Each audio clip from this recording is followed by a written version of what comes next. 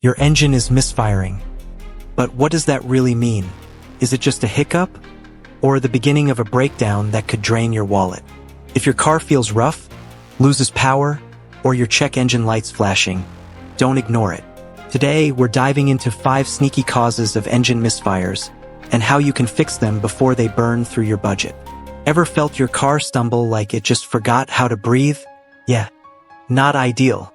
But don't panic, we're not heading to the junkyard just yet. 1. Faulty spark plugs. Spark plugs are tiny but mighty. They ignite the air-fuel mix that powers your engine. If they're dirty, worn out, or just tired of doing their job, boom, misfire. Pro tip: replace them every 30,000 to 100,000 miles depending on your car. 2. Vacuum leaks. Your engine needs a perfect air-fuel mix. A vacuum leak throws off that balance, letting in unmeasured air.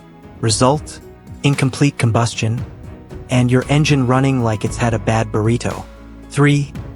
Low-quality fuel. Cheap gas might save you cents but cost you hundreds. Low octane or dirty fuel equals weak combustion equals misfire city. 4.